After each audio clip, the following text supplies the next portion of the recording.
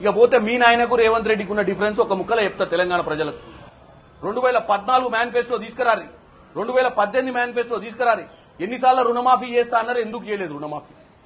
3 ఎకరాల దళితులకు ఇస్తా అన్నారు, ఎందుకు ఇవ్వలేదు? ఇట్లా చెప్పుకుంటా పోతే కేజీ టు పీజీ ఎడ్యుకేషన్ ఫ్రీగా ఇస్తా అని చెప్పి ఎందుకు చేయలేదు?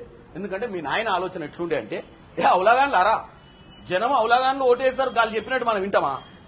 మనం చెప్పినట్టు చేస్తాం, వాళ్ళు ఇష్టం ఉన్నట్టు చూడాల్సింది తప్ప అవులాగాన్లు వాళ్ళతో ఏంద్రా నాయన, వాళ్ళు ఓట్లు వేసేటప్పుడు మళ్ళీ ఏదో దండిగా పైసలు సంపాదించడం, ఖర్చు పెట్టి ఓట్లు వేయించుకుంటాం అంతే తప్ప అవులాగాన్ల గురించి మనం మాట్లాడాల్సిన అవసరం లేదన్న ముఖ్యమంత్రికి, ఏ ముఖ్యమంత్రి అయితే 21,000 కోటి ఈ రాష్ట్రంలో ఆర్థిక పరిస్థితి బాలేకున్నా, జేబులు ఖాళీ ఉన్న గుండెల ధైర్యంతో ఇచ్చిన మాట నెరవేర్చకపోతే తెలంగాణ ప్రజల ముందు నిలబడలేనన్న ఒక్క ఆలోచనతోటి, ఒక్క స్థలం సంతకంతో 21,000 కోటి రుణమాఫీ చేసినటువంటి పరిస్థితి కేవలం రేవంత్ రెడ్డి గారే చేయగలిగింది. ఇంకే ముఖ్యమంత్రి కూడా ఈ భారతదేశంలో ఇండిపెండెన్స్ అంటే స్వాతంత్రం వచ్చిన తర్వాత ఒక్క కలంపోటు తోటి రైతులకు 21,000 కోటి ఇచ్చినటువంటి మొగోడెవడనుంటే రేపు పొద్దున వచ్చి ప్రెస్ మీట్ పెట్టి చెప్పమని చెప్తున్నా.